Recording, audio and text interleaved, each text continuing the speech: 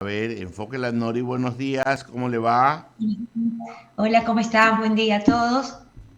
Es un gusto Eso, qué saludar a Ahí lindo. está, todos ahora desde Ahora, sí. Hanoi, ahora sí Vietnam. la vemos. ¿Sabe qué? Nos gustaría que la próxima sea presencial.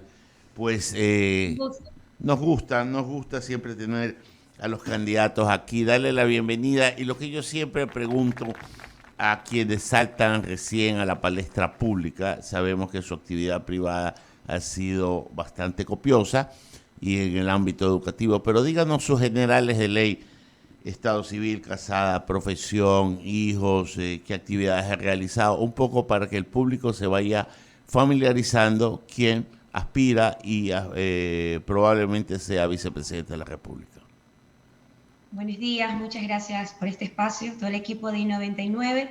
Soy Nori Pinela Morán, soy yaguacheña, tengo 43 años, divorciada, dos hijos, eh, tengo un doctorado en Administración de Empresas. Actualmente soy vicerrectora académica de la Universidad de Ecotec con licencia y dentro de mi trayectoria profesional también vinculada a otras instituciones de educación superior prestigiosas como la Universidad de Especialidades Espíritu Santo, en el cual inicié como coordinadora académica de la Facultad de Ciencias Empresariales, y luego como directora del programa de Administración de Empresas en el área de posgrado y dentro de la empresa privada en el sector de la construcción e inmobiliario, dentro de un proyecto de viviendas de interés social del grupo promotor Ambienza, dentro del área de gerente de operaciones y financiera, también dentro de Pinel Ingeniería y Construcción como gerente financiera, ello dentro del sector privado. Su estado civil es feliz. Divorciada. Es una broma. Vaya acostumbrándose que en esta radio manejamos las cosas con un poco de dosis de humor, porque en el ambiente político generalmente las noticias no son buenas y por tanto tenemos que ponerle ese toque. Nori, volviendo a las cosas ya un poco más serias, la función de un vicepresidente dependerá siempre de lo que el presidente le quiera asignar y hoy estar calentando banco por en algún momento si el presidente no está ocupar ese puesto.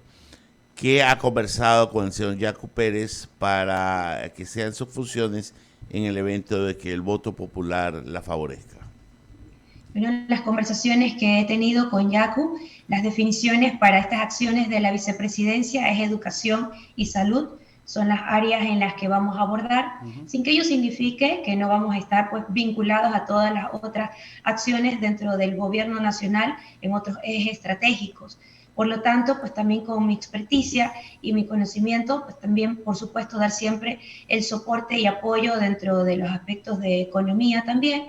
Por lo tanto, estos son los lineamientos iniciales con los que se ha propuesto y se ha trabajado en el plan nacional que proponemos para construir el nuevo Ecuador. A ver, Nori, entonces ya que déjeme hacerla nadar en sus aguas, el tema de la educación, dígame usted cómo lo piensa enfrentar, cuáles son las falencias que usted ve dentro del sistema educativo. ¿Usted no cree que estamos en una educación enciclopedista todavía, en donde la discusión no está dentro del pensum, el académico, es decir, el debate, la confrontación de ideas, y lo vemos a diario, porque la confrontación es a nivel personal y no a nivel de ideas? ¿Qué tiene usted planeado para el evento de que esté en las gestiones que le encargaría el presidente Yacu de ser electo?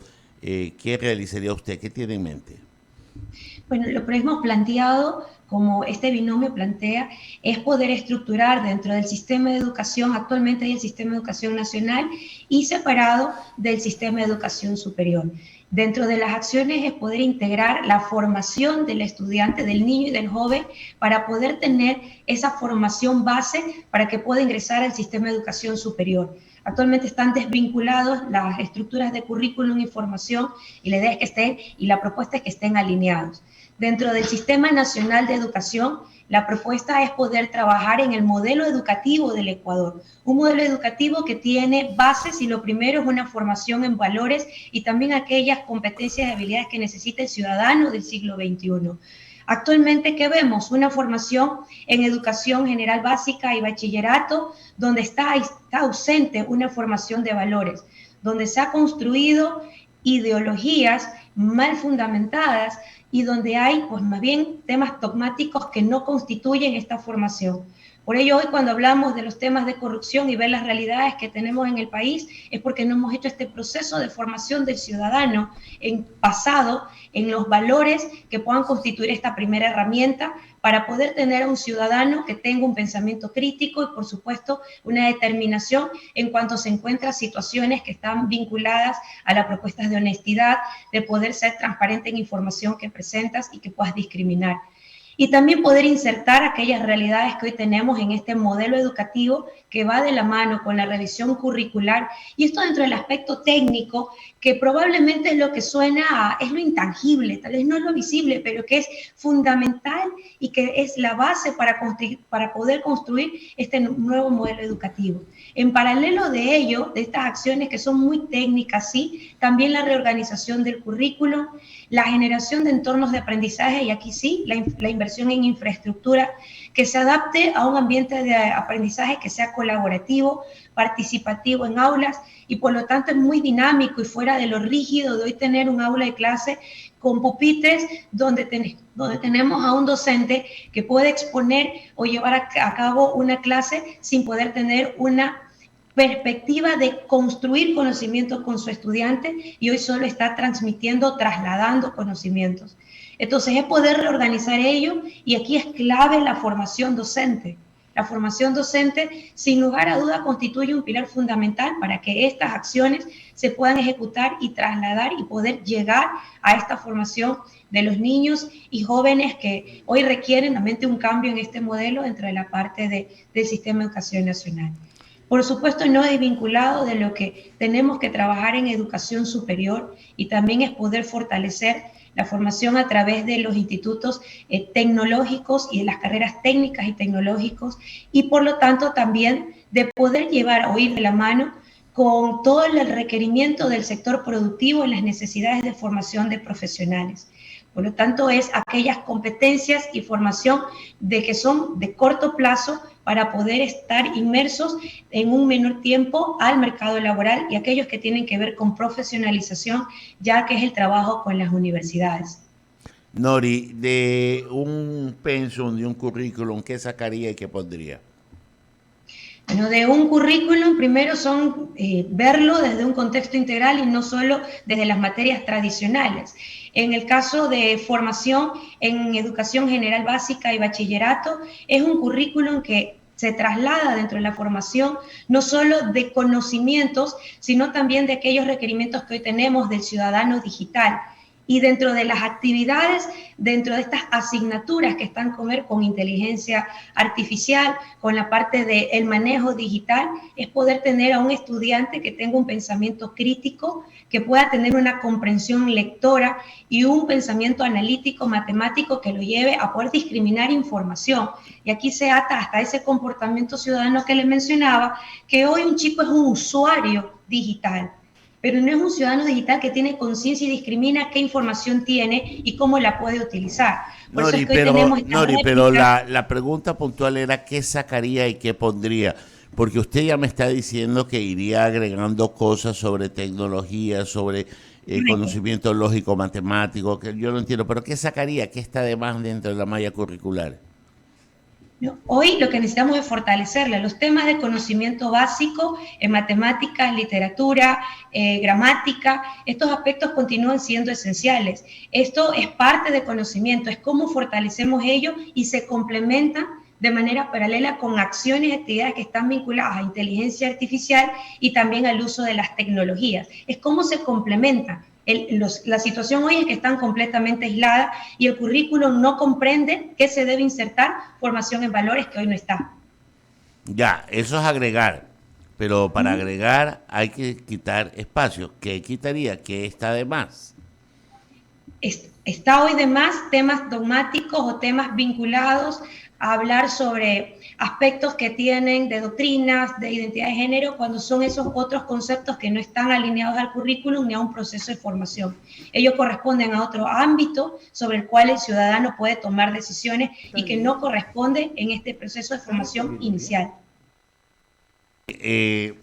para la formación de este tipo de nueva generación de maestros están en desnivel con los estudiantes. ¿Por qué? Porque los muchachos, los jóvenes ya vienen amamantados de tecnología y los profesores en algunos casos no van a la misma velocidad de aprendizaje que sus educandos, que sus educados. Entonces, tenemos cómo equilibraríamos desde el Estado esta posición de inferioridad o de desigualdad o de desnivel, esta es la palabra, que existe, pues es obvio que el más joven siempre viene más al tanto de las novedades tecnológicas que los que ya tenemos nuestros años. Cuando le mencionaba de la formación docente como un aspecto clave en el cambio de todo el modelo educativo que se propone para el sistema de educación nacional, esta formación docente tiene que ver con la parte, sí, de la base de conocimientos, de las nuevas asignaturas que están vinculadas a la parte de inteligencia artificial y las tecnologías, y por lo tanto es fortalecer este aspecto con nuestros docentes. Los chicos hoy solo son usuarios, y esto es importante recalcarlo. Cuando hablo usuarios es que están frente a un dispositivo, frente a un equipo donde están expuestos a tecnologías, manipulan, pero no discriminan. Entonces, el chico tiene esta habilidad de usuario, pero no tiene el conocimiento. A nuestros docentes tenemos que darle la capacitación para manejo de las tecnologías y que pueda orientar al estudiante a la buena administración o manejo de estas tecnologías.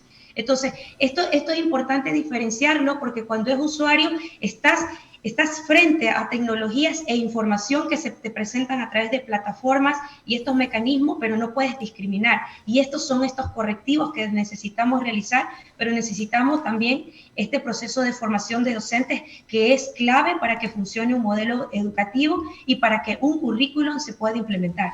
Aquí hemos conversado con alguna gente que usted conoce, con Fidel Márquez, con el doctor Roberto Pazley, con nuestro querido amigo Carlitos Ortega Maldonado, que es parte de su entorno actual. También conocemos a Víctor Ferretti en el tema de ambiente, o sea que estoy más o menos familiarizado con su medio. Y las discusiones que hemos tenido con los que tienen que ver con educación terminan siendo que no se enseña el criterio para pensar, para saber discriminar de lo que se recibe con lo que vale y no vale. Los desechos que también produce la tecnología a través de la información que uno puede acceder, las fuentes, el saber determinar y discriminar las fuentes para saber cuáles valen y cuáles son basura. Entonces, ¿cómo llegar a este criterio de selección que debe de haber entre lo que se debe ver y lo que no se debe ver? Los resultados de PISA y de UNESCO, los últimos, mencionan que dentro de Ecuador se encuentra por debajo de los promedios de la región en cuanto a formación de pensamiento crítico, comprensión lectora y análisis lógico-matemático. Y esto es crítico. ¿Cómo lo insertamos? Aquí va a ser un poquito técnica, pero es importante. Nosotros tenemos el currículum que habla de asignaturas. ¿Cómo se insertan poder ejecutar y que el niño o el adolescente adquiere estas competencias, estas habilidades? Es a través de las actividades que se proponen en clase y ahí es donde está ligada esta formación docente. Por ejemplo, cuando nosotros hablamos el tema de fracciones, no es el aspecto teórico va a estar presente, pero lo que requerimos cuando hablamos del entorno y de cómo generar este pensamiento crítico es no hacer el ejercicio, es como a través de una propuesta de un problema real que te encuentras de una madre familia que tiene una pizza y que entonces tiene en su casa 5 chicos, 5 hijos, ¿cómo lo va a distribuir y cómo generas la fracción? A través de ese mecanismo de actividades que se integran al currículum es como desarrollamos esta competencia de habilidades. Y por supuesto, esa habilidad o competencia es producto de ¿qué? ¿Cómo la adquieres? De generar la repetición. Entonces, durante el proceso de formación vamos identificando en qué niveles fortalecemos cada una de estas habilidades y competencias y a través de estas acciones que se vinculan desde la propuesta del desarrollo de la clase, cómo se va integrando con la parte del conocimiento del currículum. Son integrados, no es que es independiente, no vemos una clase de pensamiento crítico, Vemos cómo actividades llevan al estudiante al pensamiento crítico, a poder tener a través de espacios de lectura, clubes que generas dentro de clases, interacción, cómo tú generas lectura comprensiva, cómo generas estas actividades donde haces una propuesta de investigar de un tema, tema de independencia de Guayaquil. Entonces generas un texto, un vínculo con el estudiante, donde generas primero una lectura inicial como investigación o como revisión, y luego la propuesta de ello, cómo lo vas planteando y cómo lo expresas ante tu público, que son tus estudiantes, que es la actividad que se prepara. Es ese el desafío que tenemos dentro de la formación y de la educación, es salir de lo muy estático de una asignatura, una materia, y luego es competencias no se asocian, es pasar a un modelo muy dinámico que implica generar entornos, incluso salir desde un contexto de tener, ustedes ubican cómo nosotros nos educamos, teníamos todos los pupitres de manera alineada, pues en un entorno dinámico de aprendizaje puedes disrumpir y es que generas grupos de trabajo, es que generas mesas donde estás espalda y ves paneles, o sea, hay muchas acciones y que se debemos implementar para generar ese cambio en el proceso de formación de nuestros chicos. Le voy a dar un tema que creo que debería estar dentro de una malla curricular ya un poquito más elevada, digo, de los que están en secundarios, no sé cómo llaman ahora, educación financiera.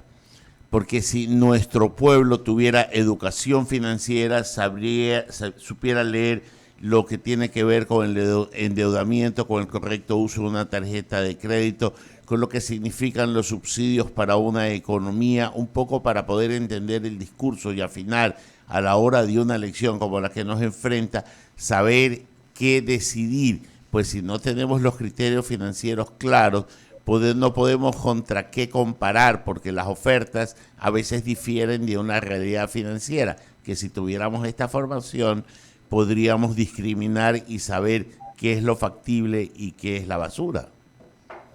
Cuando hablamos del modelo educativo, un nuevo modelo educativo, hablamos también de esto alineado a esta formación a lo largo de la vida.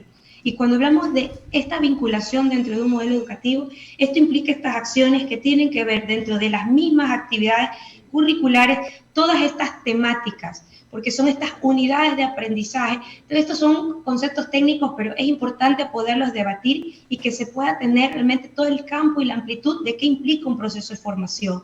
Entonces, estas acciones o estas temáticas, unidades de aprendizaje, están dentro del currículo, no como un tema específico de materia, y ese es el primer criterio que invitamos a poder ser muy disruptivos. No es una asignatura como tal, es qué temas dentro de un concepto que ingresa dentro de la parte de estudios de matemática, cómo lo insertas y empiezas ese proceso de formación tan natural que no le llama formación de matemática financiera, sino que está insertado dentro de una asignatura base con estas actividades que me lleva a ese proceso de reflexión y de formación. Es esa la visión de un nuevo modelo educativo y de un proceso de formación que está alineado a una nueva, que es dinámico y que constituye todas estas necesidades que tienen que ver con una realidad social. Por eso no es un copiar y pegar de un modelo que existe en otro país, es tomar sí los mejores ejemplos para poder adaptarlos a nuestra condición. Es como hablamos, un proceso de formación que tenemos en escuelas. Hemos propuesto el tema de poder retomar las unidades educativas rurales y por lo tanto en ese sentido, dentro de estas actividades o que están alineados desde ciencias naturales, pues vamos a enfatizar en aquellas acciones que tengan que ver con el cuidado del agro, la tierra, de esa parte inicial. Por eso no es estático, es un marco, pero que está diseñado en función de las necesidades de cada área y de las necesidades de cada sector donde están ubicada la población. Y ese es el verdadero desafío de un nuevo modelo educativo y de cómo comprender la visión de formación a nuestros niños y jóvenes. Nori, ¿qué opina del decreto que ayer firmó el presidente de la República dando de baja de coactiva a las personas que tenían deudas pendientes por créditos educativos que habían sido impagables, que se transformaron en impagables por parte de un sector educativo, de un sector de estudiantes que accedieron para tener una formación? Bueno, creo que aproximadamente eran 6.000 beneficiarios que estaba revisando. Dentro de ello, dentro de estas acciones, Sí, definitivamente han sido procesos ya para Coactiva, es que no han tenido un seguimiento en su momento. Y también es importante que cuando trabajamos con los créditos educativos poder visualizar que tienen una función específica, que en este proceso de formación y luego es poder generar retribuir o hacer pues esa compensación con el aporte que dio el Estado. Si ya son incobrables, mantener también esos flujos dentro de la visualización de las carteras de Estado, me parece que tampoco es lo idóneo. Poder dar una condonación implica también una acción para finalmente depurar y poder también tener estas cuentas claras dentro de la estructura de información fiscal, ¿no?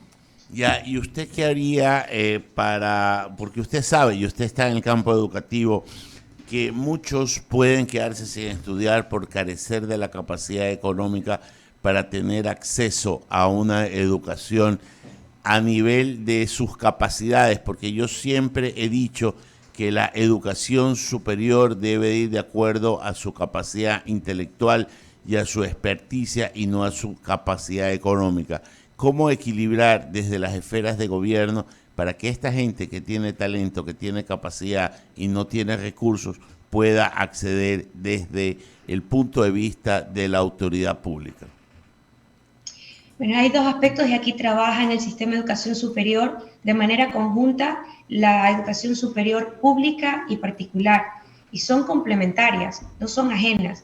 Hoy la educación superior particular es un gran apoyo porque a través de los programas de becas que se otorga a estudiantes se da la oportunidad de que estos talentos realmente no dejen de estar inmersos en el sistema de educación e ingresen a las universidades. Entonces, estas son acciones que de manera paralela ayudan a una condición actual que implica, por supuesto, revisión del sistema de educación superior nacional público para efecto de que todo ello que no puede abordar y que hoy no tiene la capacidad de poder tener a este estudiante, lo pueda también la educación superior particular, lo pueda tomar y es esta ayuda hoy. Eso es visible, es una realidad y es en lo que ha trabajado este sector, aportando para que estos talentos no dejen de estar o se desvinculen de este proceso de formación. Tener claro los conceptos siempre es bueno. Y última pregunta mía antes de darle paso a Enrique San Martín, que está habido de preguntar también. Es claro que hay una capacidad laboral fuera del país, producto de que se otorgaron becas de muy alto nivel y de muy alta competitividad en grandes universidades del exterior, pero que el país no ofrece plazas de trabajo para ese tipo de personas, y la inversión que hace el país o ha hecho el país con respecto a estos estudiantes no se ve revertida dentro del país, sino que va en beneficio de otros países, de otras sociedades, pues no hay cómo acoger a un talento que hay bastante, por ejemplo, médicos en Santiago de Chile, en todo Chile. Hay gente que está migrando a Canadá con una capacidad de trabajo importante. Hay otra gente que se ha quedado en Australia, solo por decirle 3 países que conozco de cerca. En Estados Unidos hay gente que va a las universidades y se queda trabajando en grandes transnacionales. Nosotros estamos formando profesionales de exportación. ¿Cómo revertir esta mala práctica que sucede cuando el país invierte, pero nuestra gente se va? Hay dos aspectos. El uno es cuando nuestro país ha otorgado los procesos o estos planes de becas para que se pueda estudiar dentro de estas condiciones que se ocurrieron años atrás. Y por supuesto, digo, todas estas acciones y todas estas iniciativas tienen que verse siempre de manera integral. Generas esta propuesta y esta oportunidad, pero no generas la contraparte, y es darle el entorno y por supuesto asegurar un espacio laboral para que pueda retornar. Pero si no lo aseguras y solo generas una iniciativa, termina siendo una propuesta populista. Genera un aspecto que motiva o que lo hace ver como positivo, sí, pero luego en la contraparte, ¿cuál es el efecto que pueda retornar? Pero si no le da la contraparte, entonces definitivamente hay esta postura de que no regreso porque no tengo las condiciones o no hay el entorno que me garantice poder desenvolverme, desarrollarme como profesional y realmente poder contribuir al país. Entonces, siempre son iniciativas que tienen que verse de manera integral, y por eso cuando son acciones muy populistas es solo una vía, o sea, genero el momento, la emoción de una iniciativa que por supuesto no dejan de ser o verse como positivas, pero que no son integrales. Esas medidas parches para una situación, pues fines, habrá que preguntar en su momento cómo se generaron y corresponde a otros responder ellos, pero es no poderlo ver de manera integrada. Entonces, estos son los efectos que se generan. Y la otra vía es, no hay un tema de aportación o de que hay de incentivo por parte del Estado, pero es lo que hoy vemos y el dolor que causa en nuestros jóvenes escucharlos que quieren terminar su proceso de formación profesional para migrar. Eso es doloroso, porque invertimos y trabajamos en un proceso de formación para que nuestros estudiantes tengan el anhelo de salir. ¿Por qué? Porque han perdido el interés, no creen en la política del país, no creen en los gobiernos, por lo tanto ven todo un sistema que está completamente, lo ven sin esperanza, perdido, y su primera opción es ir fuera. Por eso es que existen todas estas otras alternativas y es integrada en las acciones de ver cómo mejoramos un proceso de educación, pero cómo garantizamos las plazas de trabajo. Y por lo tanto, nuevamente, es un trabajo muy de cerca con la empresa privada, quienes son las generadoras de fuentes de trabajo. Entonces, es poder generar y también tener formación curricular y formación académica y profesional en función de los requerimientos que se tiene de todo el proceso y la matriz productiva del país. Como hemos tenido estas distorsiones, pues tenemos también estas realidades. Hay una propuesta que se tiene en el plan de gobierno de Yacu Pérez, Nori Pinela, para sobre todo el incentivo a esa primera vinculación laboral de los jóvenes, y es poder dar incentivos a la empresa privada para que pueda vincular a los estudiantes y que puedan, de entre los 18 años y 29 años, como tu primera oportunidad laboral. Sí, a mí se me ocurre una última pregunta y discúlpeme que le quite un espacio a Bolo.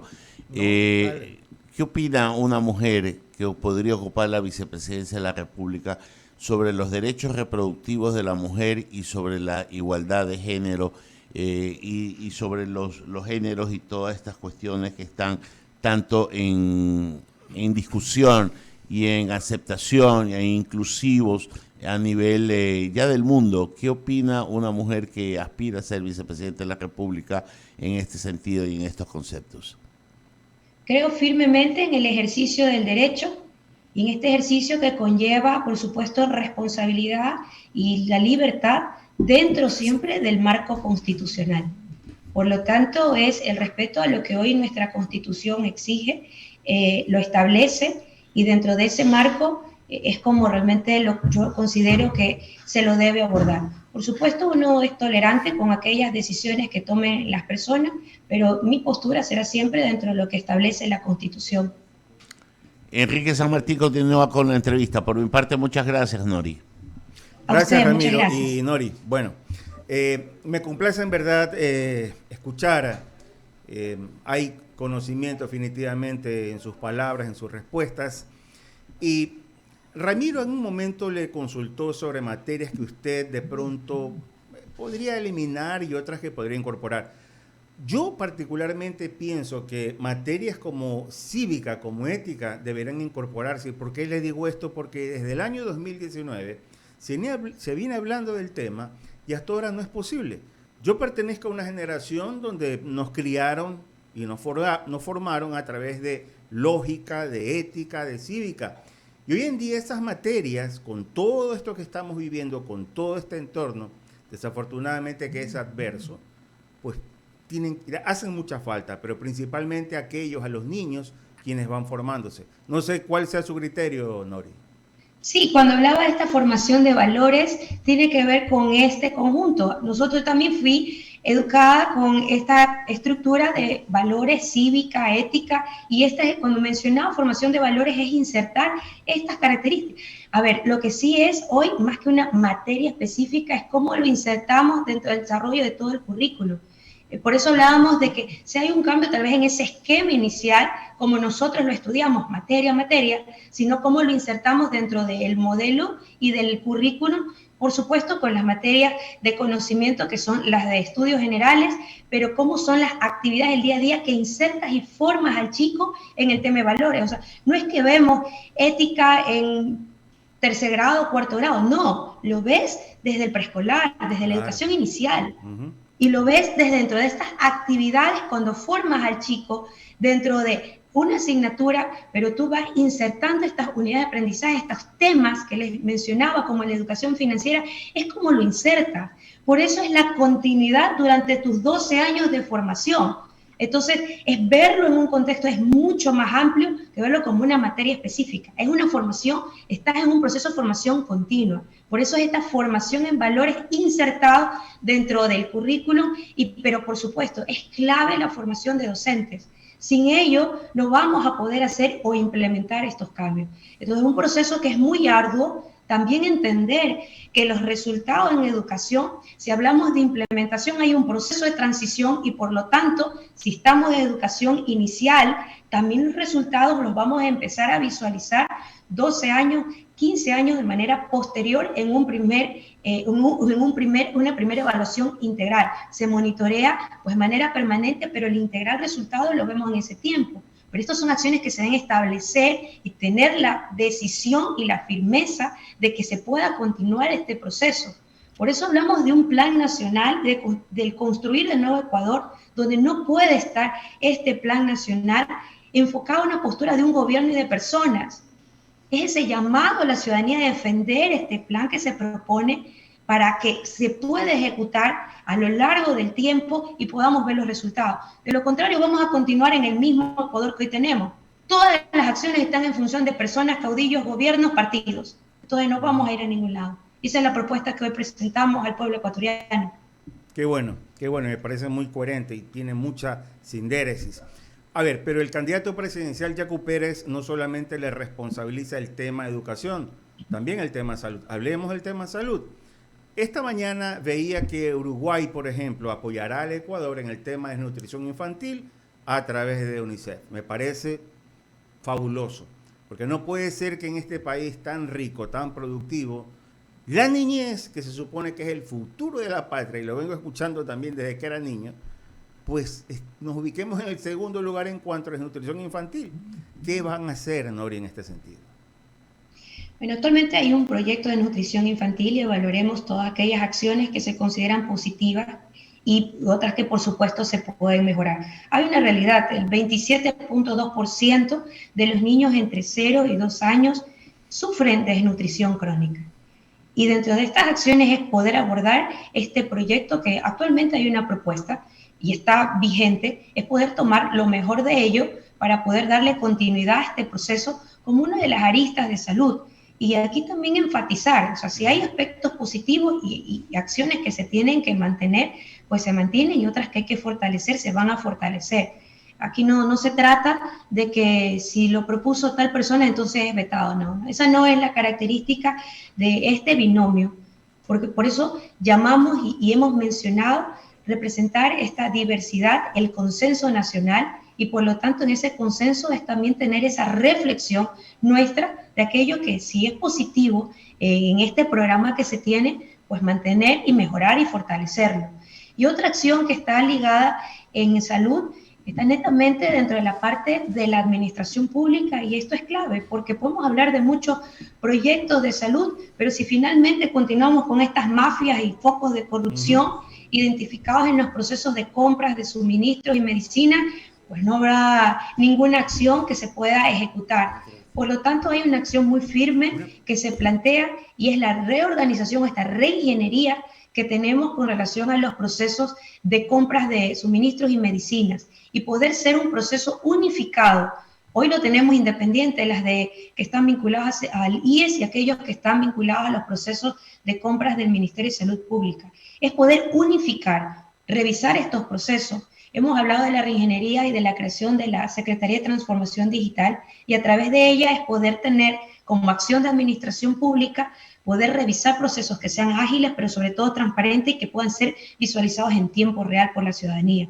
En el momento que integramos, primero hablamos de economías de escala y de optimización de los recursos del Estado. Si usted hoy revisa procesos de contratación de una misma medicina a través del Seguro Social y del precio al que se lo adquiere versus el del Ministerio de Salud Pública, tienen distorsión. Entonces, es clave que podamos abordar dentro de la parte de salud estas primeras acciones, que es lo que va a permitir que cualquier otro plan o acción se pueda desarrollar, y esto es un aspecto muy fuerte. O sea, entendemos y somos conscientes de que este es un proceso a abordar con relación a corrupción que se manejan en las compras públicas de suministros y medicinas.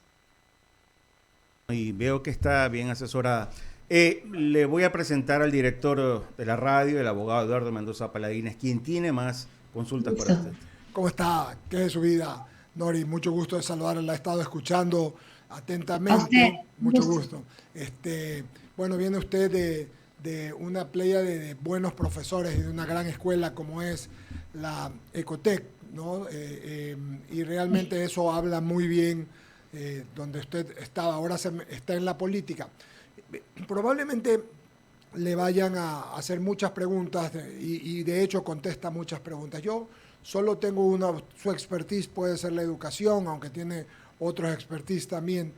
No obstante, yo le voy a hacer una pregunta que tiene que ver con su vida personal. De ser vicepresidente de la República, ¿seguiría dando clases o ya no? Bueno, habrá que ver la agenda cómo está dentro de las actividades que demanda muchísimo el tiempo dedicar al servicio a todo el pueblo ecuatoriano, pero sin lugar a duda mi pasión es la academia y siempre voy a estar vinculada a ella. Dentro del proceso de formación, que es lo que a mí me apasiona, trabajar con estudiantes, en este proceso de formación que no es solo conocimiento, es valores, es orientación, es lo que hoy necesitan nuestros chicos, nuestros jóvenes. Por lo tanto, no creo que esté desvinculada de la academia, está en mi esencia, también mi razón de ser y el servicio que hoy que me identifico, ¿no? Me apasiona y bueno, hay mucho por aportar al país. No somos personas improvisadas, este binomio no somos personas improvisadas, somos personas que hemos tenido un proceso también de formación, de educarnos para poder servir, y eso es ser responsable. Y no se trata de los títulos académicos, eso es secundario. Ustedes les pudiera invitar con gusto a la oficina en el vicerrectorado académico de la universidad. En mi oficina no hay ningún título colgado. Pero yo no creo en el tema de los títulos, es cuánto tienes más de responsabilidad que dar a la comunidad. Mientras esos logros académicos se dan, es más responsabilidad de servir. Pero no creo estar desvinculada. De alguna manera, siempre poder contribuir a la academia y, bueno, entendiendo que hay en el caso de que la voluntad del pueblo ecuatoriano sea de que este binomio lleve las directrices y gobierne en este país, pues en nuestro país, pues será entender que esto es una prioridad, pero siempre estaré vinculado a la academia y al proceso de formación de jóvenes. Déjeme acotar algo. Interrumpa, es que esa pregunta me trajo a recuerdo a dos personas que ya no están en este mundo. Me imagino uno. Pero que me recuerdan mucho. Al doctor Edmundo Durán Díaz, fiscal general de la Nación, que nos iba a dar clases siendo fiscal general, y a la doctora Mariana Argudo Chejín, que siendo ministra de Bienestar Social, nos cambió las horas de dar clase a los sábados para ella poder seguir dando la cátedra. Así que ejemplo al cual emular tiene Nori. En efecto. Muchas gracias, candidata a vicepresidente con Jeffrey Peros, Nori Pinela. Le mandamos un gran abrazo y seguiremos conversando. Muchas gracias. Gracias por comparecer. Muchas gracias por este espacio. Buen día. Gracias por estar en 99. Muchas gracias. Abrimos el espacio a las menciones publicitarias para decir, cuando tengas molestias,